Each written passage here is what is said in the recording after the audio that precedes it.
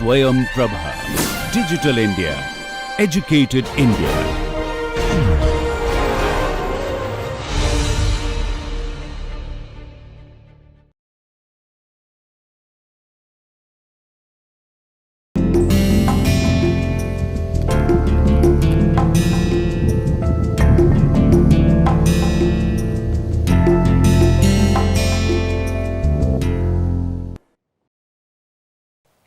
So, next what we are going to do is to take up the idea of heterogeneous treatment effects, something that we had seen in the previous paper as well, then when we were talking about the rainfall insurance, and there if you recall the heterogeneous treatment effects that we were discussing was whether financial literacy program would have a differential benefit or different gains for people with either low cognitive ability in baseline or people with high cognitive ability, and similarly for people with low years of education and high years of education and so on. So, similarly in this paper what we are going to do is, or what the authors do is to look at the effect of being in a small class. How does that effect vary for people or for students coming from different backgrounds? So, typically in the homogeneous linear model there is only one impact of a program, and it is the one that would be common to participants and non-participants alike, which is essentially the average treatment effect that we have discussed in the past. Now, are individual responses to a policy homogeneous, or do responses differ across individuals? That is a very important policy consideration, because many of the times the policies are designed to target certain sections of the population and not everyone. So, we want to know if a policy is targeted at a very specific section of the population, how much does that section gain. For instance, consider the present example that we have in hand. What we have is, we are trying to understand the effect of class size on learning. Now, do we care about the entire population? Do we care about both the rich parents and the poor parents, or is it that rich parents already take care of their children at home, and it is the poor parents for whom the children have low learning in general, or on average there the policymakers care more about introducing small class sizes and wants to know the effect of small class sizes on their learning outcomes. So, we want to target this lower part of the distribution in the learning curve rather than the very high part of the distribution. Now, if that is a policy concern, then we want to know what is the treatment effect for this particular group as opposed to the average treatment effect for the entire population. So, then this is the question that we ask. If the responses differ, do they differ in a systematic way, in the sense that do they differ by baseline characteristics of the children? For instance, do they differ by their income, do they differ by their gender, and so on and so forth, or do they differ by baseline learning learning levels, for instance. So, in the heterogeneous model, the treated and the non-treated may benefit differently from program participation. The average treatment effect among the treated will differ from the average value overall, which is the average treatment effect of the entire population, or on the untreated individuals. Indeed, we can define a whole distribution of treatment effects. So, once again, just to repeat what I have already said, the two concepts that we have discussed are ATE and ATT, the average treatment on the treated and the average treatment effect. There is a third concept which you can call the ATNT, which is essentially the average treatment on the non-treated, and that is exactly what this line is saying over here. So, it could be the average treatment effect among the treated, that differs from the average value overall, which is the average treatment effect, or on the untreated individuals, which is the ATNT. So, let us see what the paper does. So, what the paper does is to see whether the average treatment effect that they find, or the average treatment of the treated, differs by gender, which is by boys and girls amongst the children, whether it differs by income, where income is proxied by eligibility for free lunch in school. So, whether a child is eligible for free lunch as opposed to whether a child is not eligible for free lunch, and also they check whether it varies by race in the American population. race here is a proxy again for a disadvantaged or an advantaged background. Now, what you see if you compare the difference in outcomes or the difference in the treatment effects for the boys and girls. So, one more clarification over here. So, this small represents small class size, and these coefficients are still coefficients from the regression that you saw previously, the main baseline regression. The only difference being that now the baseline regression is run separately for boys and girls. So, this is a subsample of what we have seen before, but the regression specification is identical what you have seen before. So, what this suggests is that boys actually gain much more from small class size than girls do, because the coefficient estimate as you can see is 4.18 compared to 1.28 for girls. So, this means that if you put boys in a small class size compared to a regular class, the boys are going to gain much more than girls in a similar situation, when you are comparing the outcome of girls in a small class size as opposed to a regular class size. But what you see over here, there is an additional interesting result in the table what they provide is cumulative years in small class. So, not just every marginal effect, but for every additional year in the small class. So, this is a cumulative. So, if they spend 1 year, 2 years, 3 years and so on. So, if they spend another year on top of 1 year, then what you see that the girls benefit much more. So, the long run impact on the girls from a small class turns out to be higher than the long run impact on boys from a small class. Similarly, when you look at the difference between children who are eligible for free lunch compared to children who are not eligible for free lunch, and recall once again, free lunch means poor background as opposed to not eligible for free lunch, relatively rich background. So, children who are coming from poorer backgrounds clearly benefit much more than children who are coming from richer backgrounds when they are put in a small class. So, this essentially says typically as policies are directed towards the poor students or the poor children.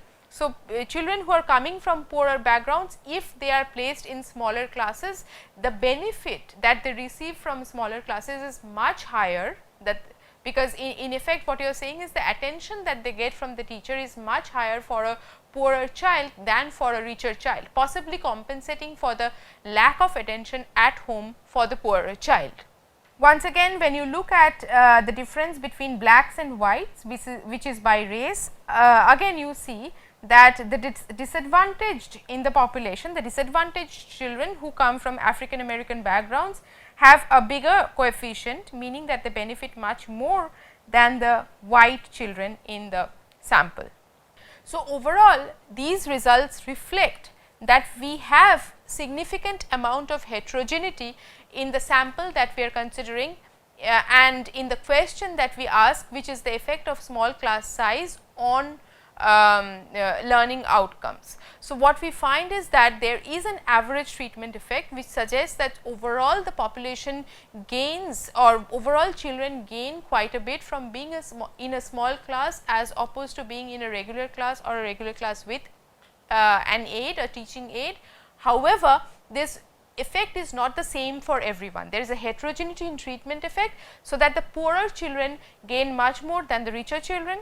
The boys gain much more than the girls in the short term, and you also find that children coming from more disadvantaged backgrounds like the African American children, they benefit much more than the white children. And hence, now if you think of this as a bigger problem and you think that these results are to finally guide policy, which actually happens across the world, then you would think that if the policy is trying to understand whether spending 1 rupee actually how much does it gain the population, then we might be more worried about the coefficient that we get from the poorer background children than the overall coefficient or the coefficient that we get from the richer background children.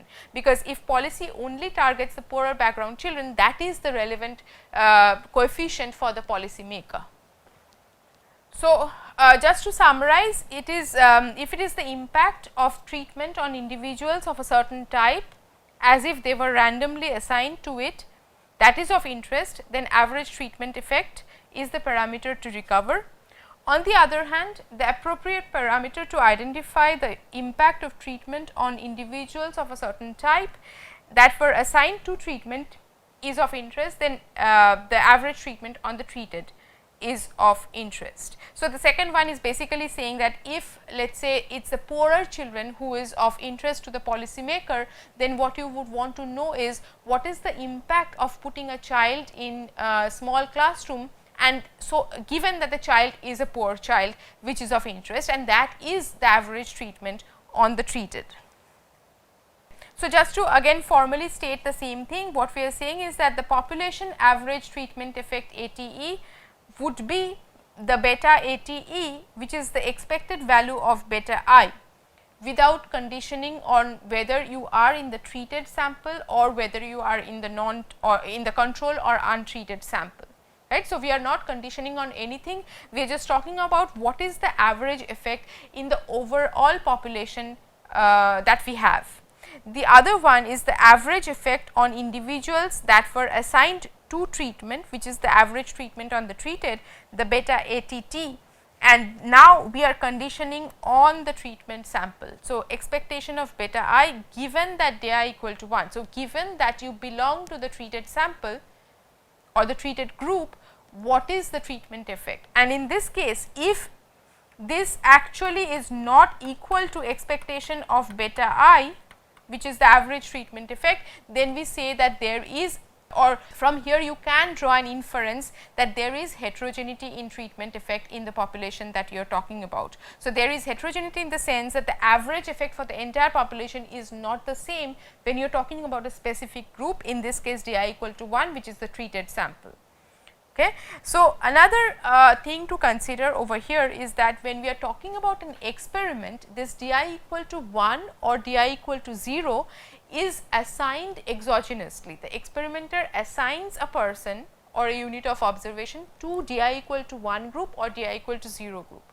However, if you think about the question in reality, right, so whether for instance, if we take the example that we just discussed, that if you are in a small class, does that benefit you in terms of learning? Now, if we consider this example just taking a step back from the experiment that we are talked about over here, but a question in general that we are interested in, then what we are going to observe in the data, in an observational data of children going to school, is that you will observe that there are children going to small classes in different schools across a country, and there are children going to regular classes, regular sized classes.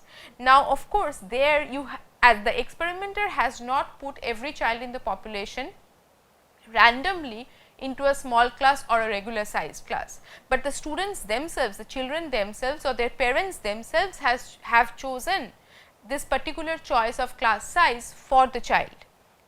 And in that case, because it is a choice that the children or the parents decide whether to go for a small class or whether to go for a regular class, whether to spend that extra money to go to a small class, it is a choice of the family, which means that this choice is driven possibly by some underlying variables, underlying factors. So, for instance, we could think that suppose it takes more money to go to a small class, because of course, you have to spend more resources. And if we were thinking about a private school setting, then the parent would have to spend much more to put the child in a school which has a small classroom as opposed to a school which has a large classroom. So, of course, in that case, one of the determining factors of whether you belong to a small class or a large class or a regular class is essentially your income, the family income, the parental income. So, what we actually observe in the absence of an experiment is this beta I, okay, so which is estimated, which need not be causal, of course, given that there is a choice underneath. So, this beta I given that di equal to 1, that is given that you belong to a small class or you attend a small class, and this di equal to 1 in turn is determined by this underlying function g of Zi and the error term Vi, where Zi essentially would be your income or any other family background characteristics, maybe parental education, parental income and so on.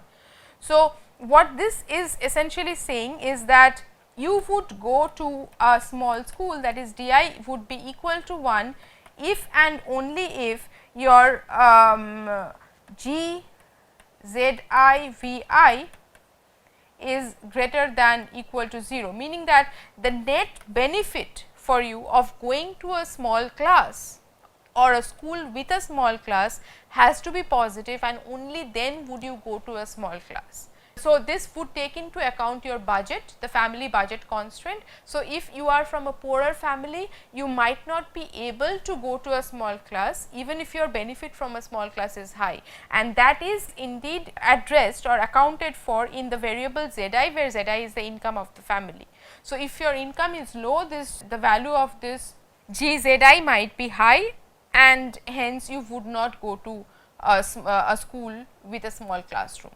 But if Zi is high, which is if you come from a richer background, then this G Zi would take a similar value which is corresponding to a high value of Zi, and then you would end up going to school. This is sort of, you can think of as an utility maximization on the part of the family, and the family takes its own income as given in the budget constraint, and only if the net utility from sending the child to a small class is high enough, would the family end up sending the the child to a small class. Okay, so, this is actually what we call the selection equation, and we will revisit this after a few slides.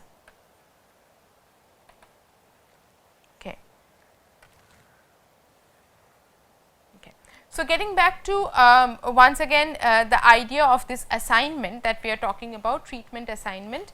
Remember that in the example that we just took in this paper on class size, the effect of class size on learning outcomes, what we are saying is that randomization works only within a school. It does not work across all the 80 schools in the sample. So, getting back to this idea of conditional random assignment, what we have is we can say that we can use X at the stage of assignment treatment. That is, conditional randomization is where the probability of treatment is different for different people with different values of X, but random, conditional on X. In the example that we just saw, X is nothing but the school fixed effects. It is basically within a school that randomization works. So, so the probability of treatment for every child, that is the probability of being assigned to a small class or a regular sized class, is same for every child within a school. However, it is different for every child with different values of X or in different schools, in other words.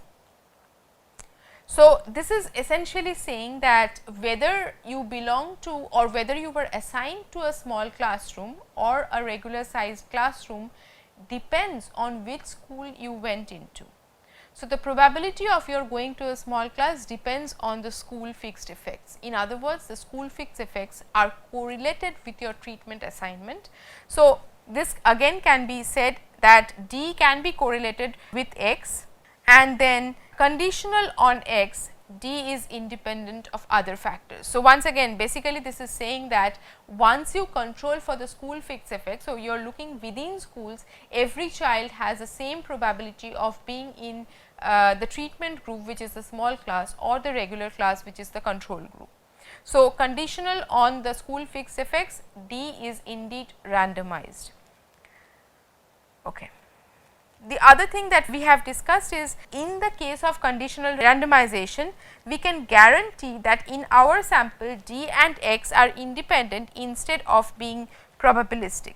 So, what does this mean? This means that in the example that we just saw in the paper on class size on learning, we were looking at this heterogeneous treatment effects, right. So, now it is possible that the heterogeneous treatment effects that we are considering over here, by breaking the sample down, are themselves not causal, because we have not constructed the experiment in such a way that your treatment assignment, which is small class as opposed to whether you belong to a small class or you belong to a regular class with aid, these probabilities are not the same within boys or within girls, because we have not randomized within boys or within girls, we have randomized in the full sample.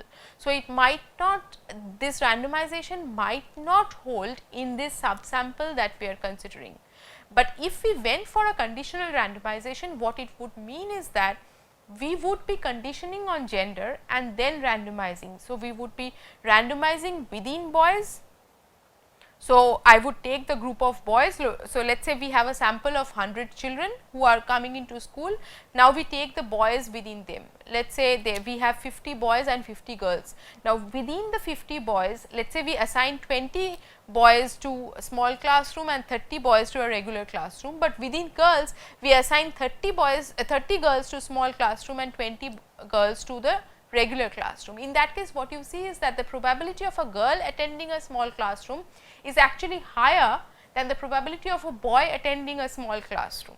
And this means that we do not have full randomization. Not every child in my sample has the same probability of attending a small classroom as opposed to a regular classroom, but it is the same when we are looking for every boy within the group of boys, when we are looking at every girl within the group of girls. So, that is indeed conditional randomization. So, that once you control for the gender of the child, then the randomization is complete or randomization is actually valid. So, let us take this further. To understand this further, let us take another example. So, as I said, in the STAR experiment, what we have is allocation of students to classes is random within schools, but not across schools.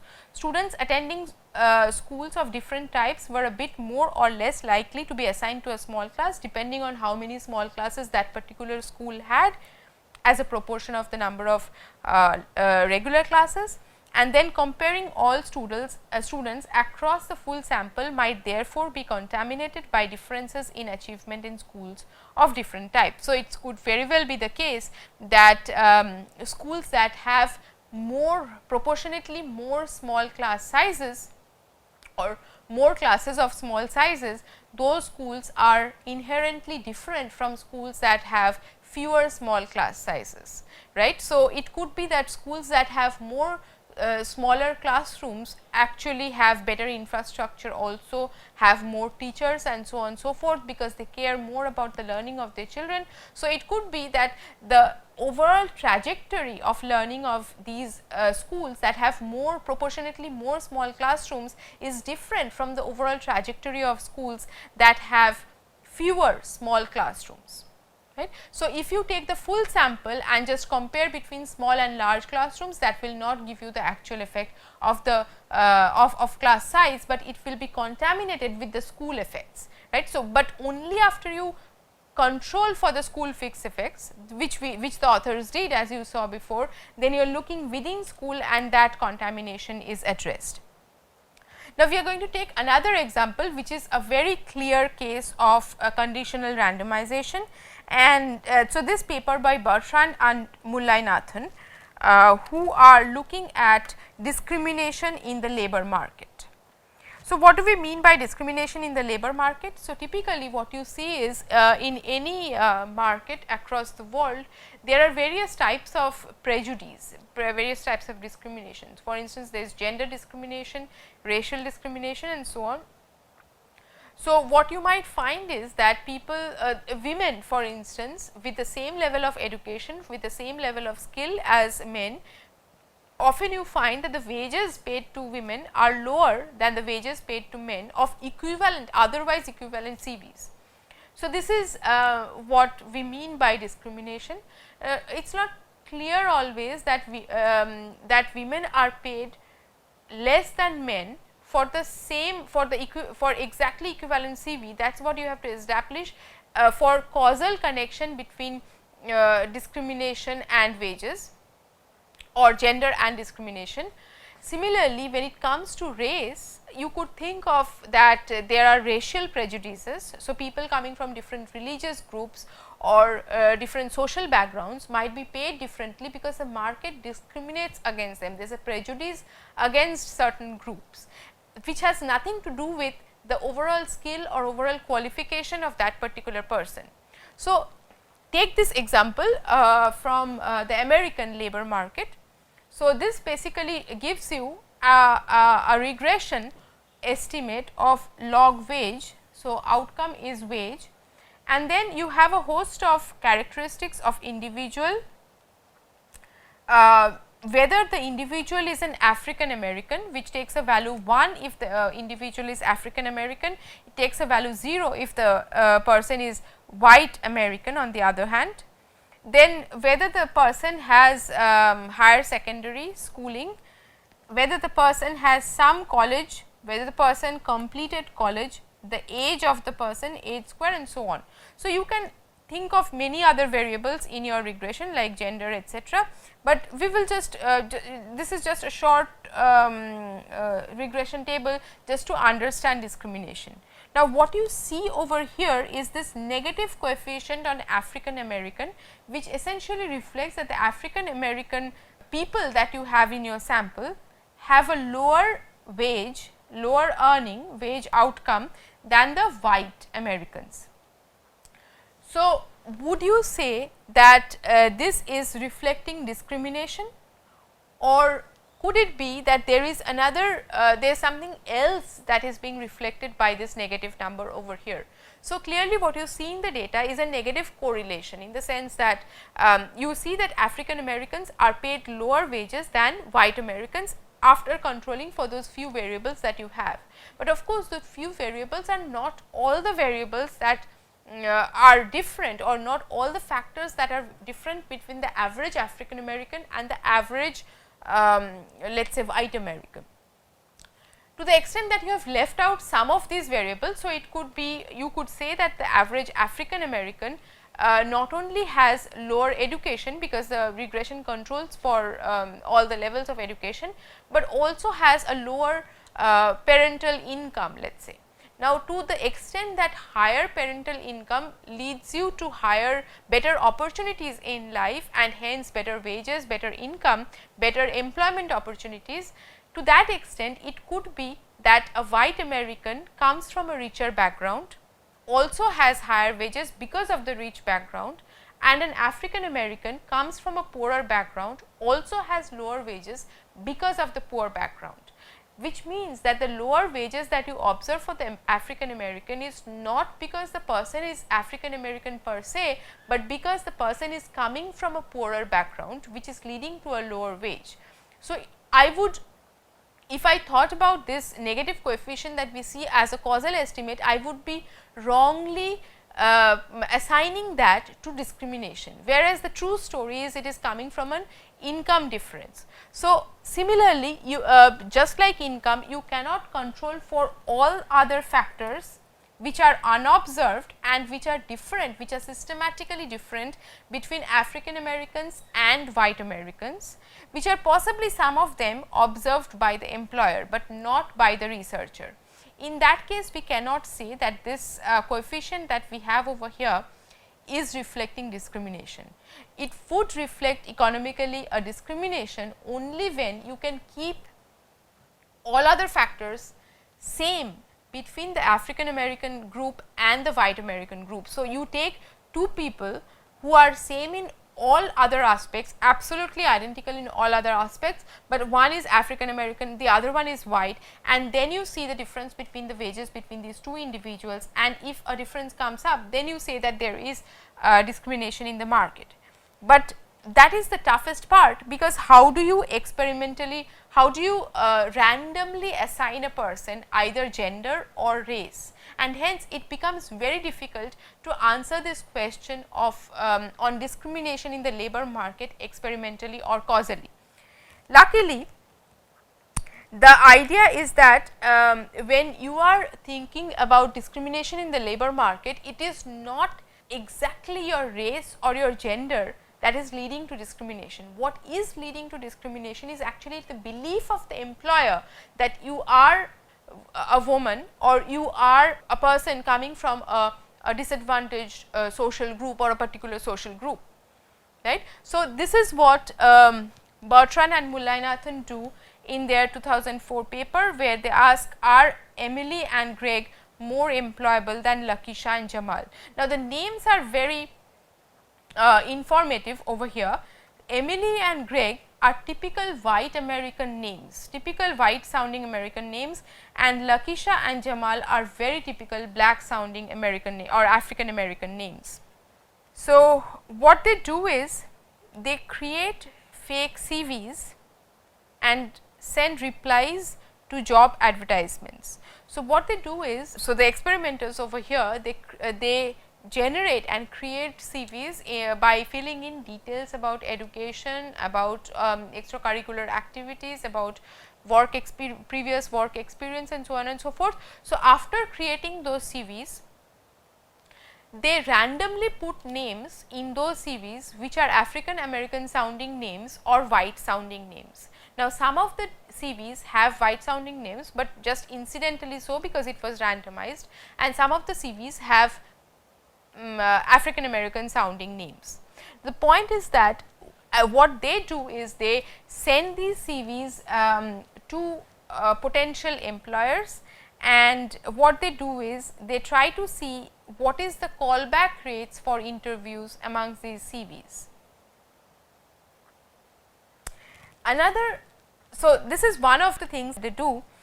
Another very important part of this paper, and the reason why we also discuss it in this class, is they also randomly assign names to CVs within quality groups. Now, this is the conditional randomization part that we were discussing earlier. So, I might be interested in knowing that if there is suppose that we find that there is discrimination in the labor market, we might care whether discrimination is high towards higher end of skill, that is whether women are discriminated against in the labor market, they are paid lower wages than men, but do all women get the same get lower wages than men by the same proportion, or is it that women who are highly educated or men and women who are highly educated, there the discrimination is actually lower than in the lower part of the distribution where women and men have very low skills or very low education. So, we might want to know that if there is discrimination in the labor market, is this discrimination higher for higher skilled CVs or lower or higher for lower skilled CVs. So, that is exactly what they do.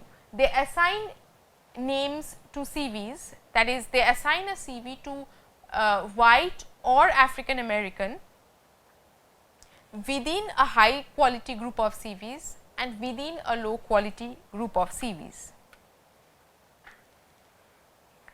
So, as I said, the outcome variable is simply the callback rate, which is after receiving the CV whether the employer calls the person back for an interview.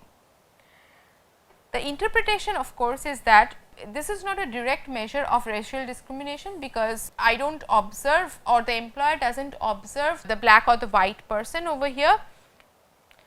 As I said before, the outcome variable is callback rates, that is whether the employers after getting the CVs call the individuals back for an interview, but there is no direct let us say face to face interaction between the employer and the employee or the potential employee in this particular case, or the applicant and the employer in this case. So, the interpretation is that this is not a direct measure of racial discrimination.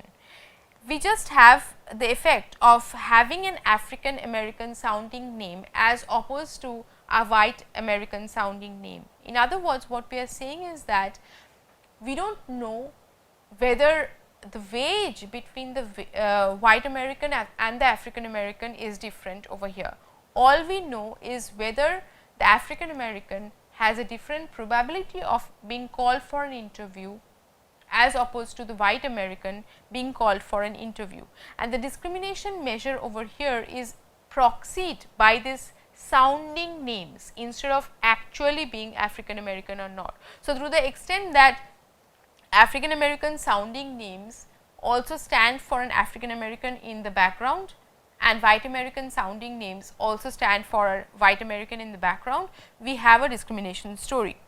Now, of course, by construction the name is uncorrelated with the material on the CV, because as I told you, the name is assigned in this case randomly to the quality of the CV, okay, and that is what helps us to recover the parameter of interest or the measure of interest, which is essentially what is the observed difference between people who are white Americans and between people who are African Americans. Okay. And remember once again, had this been just an observational data, this is exactly what you saw on the previous slide. This coefficient over here reflects this difference in an observational data, and you cannot say that this difference between the white Americans and the African Americans is causal, because there could be other factors leading or other factors which are also correlated with you being di equal to 1, that is white American, or you being di equal to 0, which is an African American. But in this case, what the experimenters do is they randomly assign you to di equal to 1 and di equal to 0, making the selection bias equal to 0. So, now we do not care about any other variables that also affect yi, because I know for sure that di is not correlated with the error term or the y naught I, the initial level of difference in wages, let us say. So, these are some of the findings in the paper.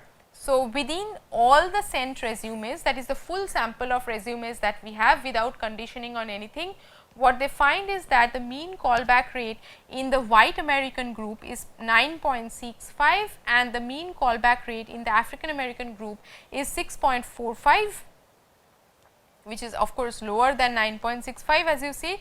So, this in parenthesis is the total number of observations that they have in each group. So, they have a positive difference, meaning that the white Americans have a higher probability of being called back for an interview than the African Americans, and this coefficient is significant at the 1% level. Now, you see the heterogeneity effects, which is very distinct from what we saw in the previous two papers that we discussed. So, in the previous two papers that we discussed, after getting the average treatment effect, in some sense you can treat the 3.2% as the average treatment effect that you see over here. Now, what we are saying is, in the previous two papers, when we were interested in heterogeneity, in a full randomization case, we just split the sample up by different characteristics, by gender, by income groups, and by race and so on in the previous paper, in the class size paper that you saw. But in this case, we are interested in the heterogeneous effects, and hence it was a conditional randomization that the authors did in the very first case. Or so, the experimenters actually ran a conditional randomization by CV quality, by the skill group. So, what we have, as you see over here, what they did was they did the randomization, that is assigning a CV to a white American name or an African American name within the group of low quality CVs and within the group of high quality CVs. Okay. So, that makes the randomization perfect within the group of low quality CVs and within the group of high quality CVs, but not across all the CVs. Okay.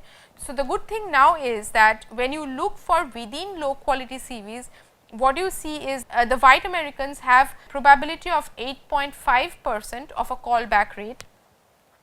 The African Americans have a probability of 6.19% of a callback rate, clearly much lower than the white Americans. But when you look within high quality CVs, what you find is that the white Americans have a callback rate of 10.7 and the African Americans have a callback of 6.7.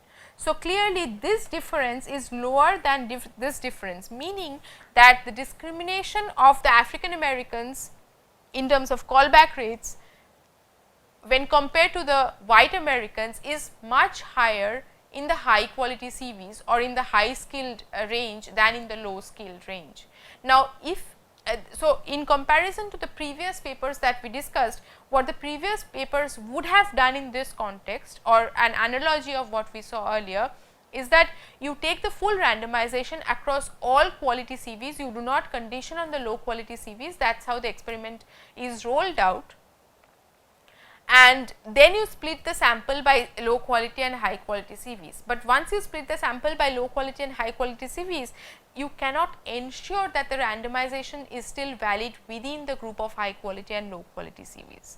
But because the authors conditioned on the low quality and high quality CVs at the very beginning, now you can ensure that randomization worked within these groups, and what you have as heterogeneity of the treatment effects is actually a causal heterogeneous treatment effect in this case. So, what we have over here, the estimate of the observed difference in callback rates between white Americans and African Americans, but the problem is that in this particular case, because we have a binary variable which is whether you are a white American or whether you are an African American, it is very easy to see the treatment effect. So, this is indeed the treatment effect. However, this does not generalize to where D is not binary. So, where something that we had discussed before, that if suppose D is not binary, this is not just whether you are white or whether you are an African American or some continuous variable which is the treatment, then we might be better off using a regression framework instead of comparing the mean differences like we saw in the previous table, and read off the coefficient on D directly from the regression. We can also have an estimate of standard error directly from the regression. And so, this is what the authors also do. If you go back to the full paper, what you will see is after providing these overall estimates, the mean differences, the authors also consider a regression framework and finally show that there is indeed discrimination in the labor market, in the sense that the white American CVs have a higher callback rate than the African American CVs, both within the low and the high skilled CV groups. But what they also find is that the callback rate of white Americans is higher than the African Americans, and this difference is much higher in the high quality CV than in the low quality CV groups. Now, one potential problem with the paper is that while they only take African American sounding names and white sounding names, it is possible that African American sounding names have connotations which the employers believe actually happen, or actually with some probability actually occur in the population, and in that case it is not clear whether we should call this prejudice or this is a statistical discrimination in some sense. So, some other examples of experiments that you can think of. So, there is a study by IBM Institute for Business Value and Oxford Economics, where they ask the question, so this is in their Entrepreneurial India, where they ask the questions, what makes a startup successful in India, and what they find is that more than 90% of the Indian startups fail in the first 5 years of their existence. And then they try to find out why is this the case, why do so many startups fail. And what they do is, the method that they follow to answer this question is that they interview 600 startups, 100 government leaders along with 100 venture capitalists, and 500 leaders of established companies and 22 educational institutions. And amongst all the questions that they ask, what they find is that they say lack of innovation turns out to be the most cited reason for the failure of the startups, which is also followed by lack of skills, lack of formal mentoring, poor business ethics, experienced leadership, and then they also say that funding turns out to be less of a concern in all the interviews that they conduct.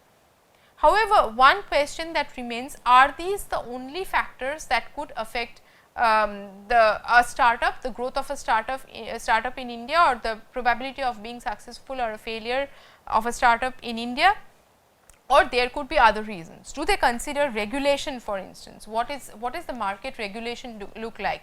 What does the institutions tell us about how difficult or easy do they make a situation for the startups to prosper? But anyway, this is a bigger question to ask maybe, but more importantly for us in this course is to ask the question, do we know whether this lack of innovation is a causal relationship that we are talking about? Possibly not, because these are results from interviews, and these just they have their own merits, of course, in the sense that you are getting a sense of what could be the reasons that lead to success or failure of startups, and then you can look further in depth if you are interested to understand what factors lead to or causally lead to the failure or success of a startup.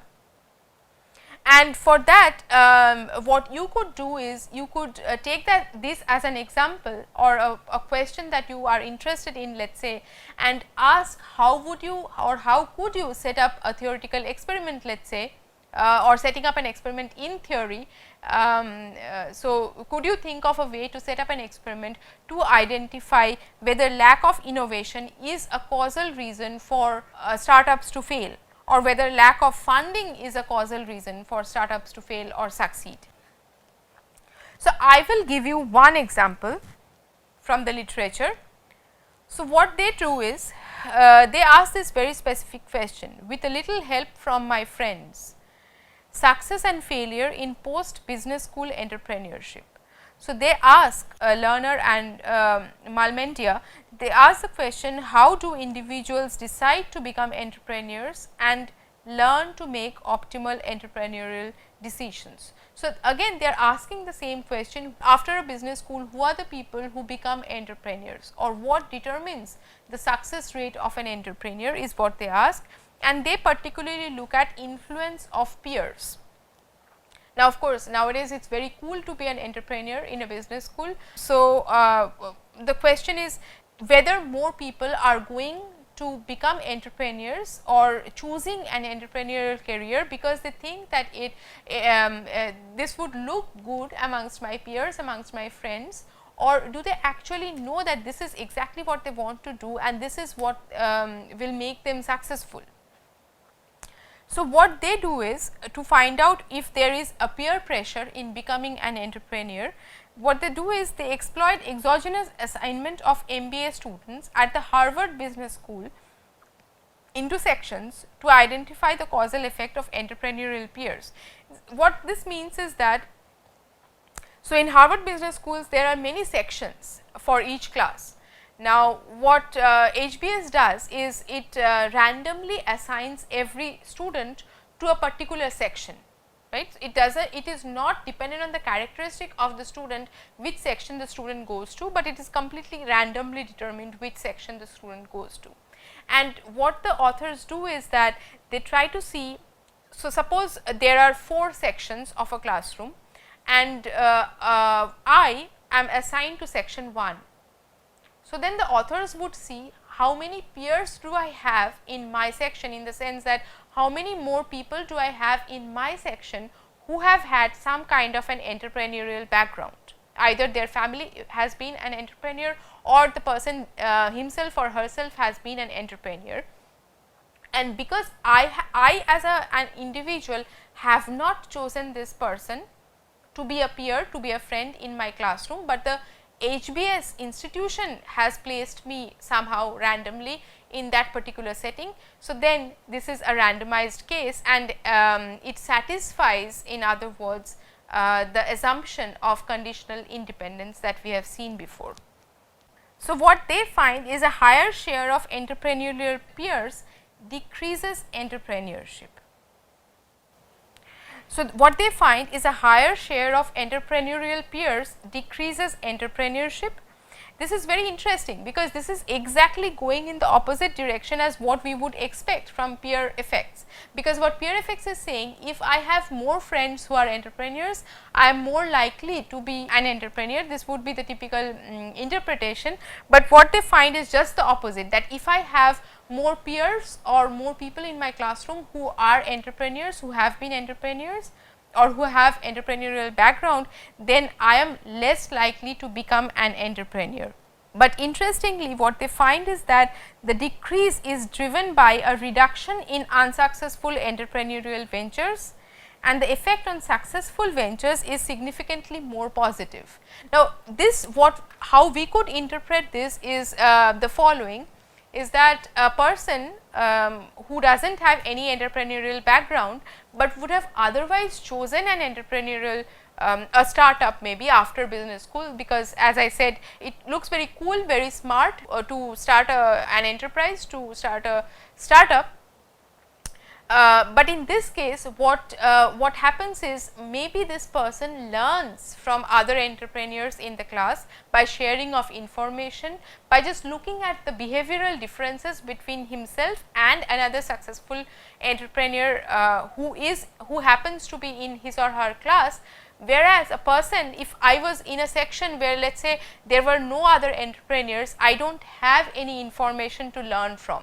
So, given that I have more information, the more entrepreneurs I have in my peer, I update my expectations about how successful I would be if I became an entrepreneur, or how successful or as opposed to how not successful I would be if I became an entrepreneur. So, I am better able to judge my entrepreneurial abilities or capabilities after business school, when I see more peers or more people in my section who have been entrepreneurs in the past and who possibly share their experiences as entrepreneurs in the past. So, you can also think about many other questions in your life that interests you. If you are from a policy making background, let us say, then you can think of different policy questions like education, health and anything else. If you come from a business background, you could think of various business decisions, and often we want to know what matters, or whether a variable X matters for predicting variable Y. So, you might be interested in business profitability, and you are interested in knowing, if you change the company strategy in a certain way, how does it affect your business. If you are a policymaker, you might care whether a particular health regulation, whether you should introduce that health regulation, and how would it affect the market. So, in every instance, what you can do is, you can take the examples or questions that you are interested in and as a professional or as a student, and then try to set up an experiment to answer a causal question. And what we are going to do next is also try to understand that in the absence of an experiment, so first you set up an experiment, but of course, in practice you are not always able to implement the experiment. So, what we are also going to learn next is to be able to use secondary data and econometric tools to recreate a situation which is similar to experiments. But even before we do that, what we would do is to end this discussion on experiments by looking at some problems that you might run into while conducting experiments. So, experiments are very frequently very difficult to implement. So, you might run into ethical troubles, and even when you have no ethical problems, you might have financial limitations to run an experiment. But even when an experiment is possible to implement, there are some limitations that we might want to consider and we might want to keep in mind when looking at experiments. First is that by excluding the selection behavior, and when I say selection behavior, I am talking about an individual selecting themselves into the treatment that we are talking about here. So, first, by excluding the selection behavior, experiments overlook the intention to treat effect. Now, what does that mean? So, this is what we have seen before. Selection into treatment is di equal to 1 if you are treated in the treatment group, di equal to 0 means you are in the control group. Now, as an experimenter, I randomly put you in the treatment group or randomly put you in the control group, but in reality people determine whether to get treated, whether to get educated. Let us say I am interested in the effect of education on earnings. Okay.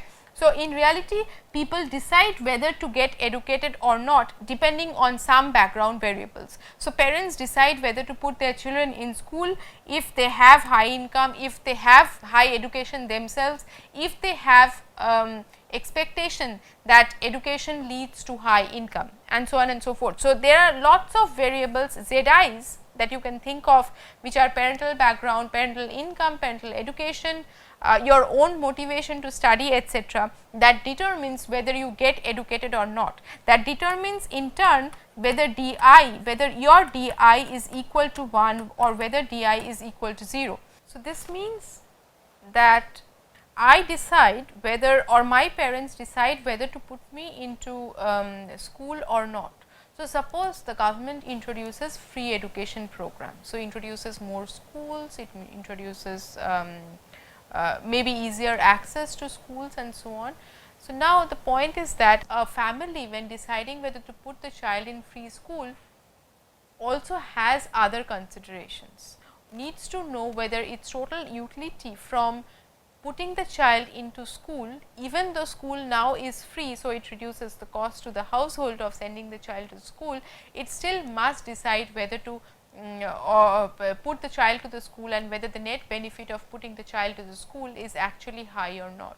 So, you could think of a situation in poor countries, for instance, where there is a lot of child labor, that even if when there is free schooling, sending the child to the school means that the household is foregoing the wages that the child would have got by working, right. So, this consideration will also come into the utility maximization problem of the family, and hence when deciding whether to put the child to the school or not, variables like income of the family, educational background of the parents and so on will become important. So, what does that mean? This means that selection mechanism is expected to, now this is the selection mechanism, right.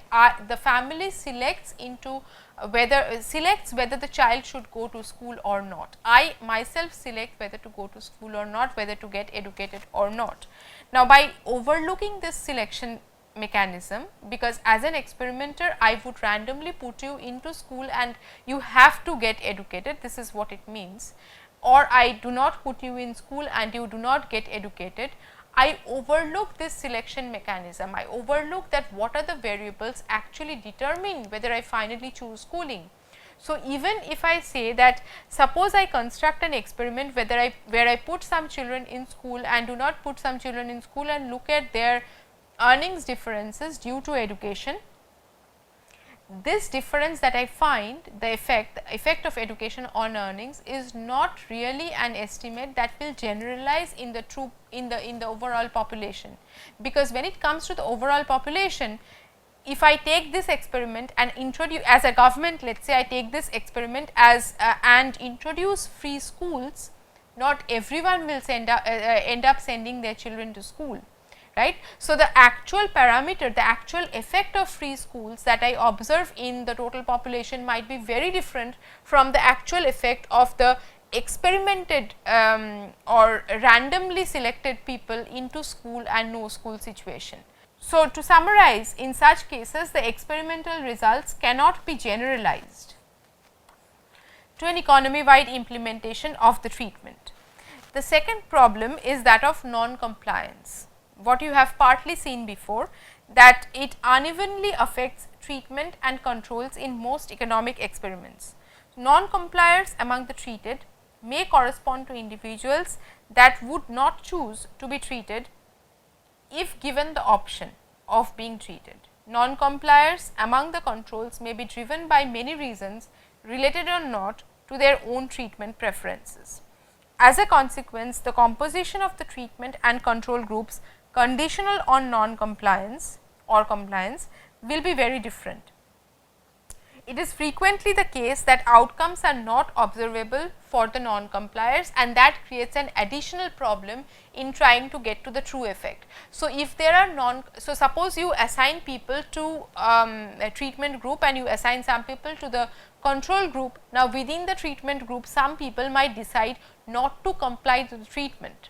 So, for instance, suppose in a medicine trial, you give some people a medicine for a particular disease, and you pick these patients randomly, and to the other set of randomly picked patients you give a placebo. You do not give that exact medicine, you give a placebo. Now, it is possible that in the placebo group some patients decide to take a different medicine, and in the treatment group where you actually gave the medicine, some people do not take the medicine that you have prescribed. Now, this would be non-compliance, and the problem is that the kind of people who non-comply in the treatment group, who decide not to take their medicines regularly, might be very different from people who non-comply in the control group. That is, the more motivated patients maybe who decide to go to the market and get some other medicines and other types of treatment, right. So, given that you have non-random movement in out of the treatment group and non-random movement out of the control group, what you end up getting is a biased difference between the treatment and the control group, and not an unbiased one, and hence your selection bias remains. So, we must be aware of these problems when running an experiment. The third one is the most traditionally known problem of experiments and very widely observed, which is called the Hawthorne effect. So, this is essentially saying that subjects or so the experimental subjects change their behavior when they are experimentally observed or experimentally measured.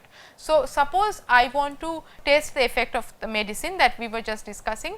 So, you prescribe medicines to some patients and you prescribe a placebo to some patients.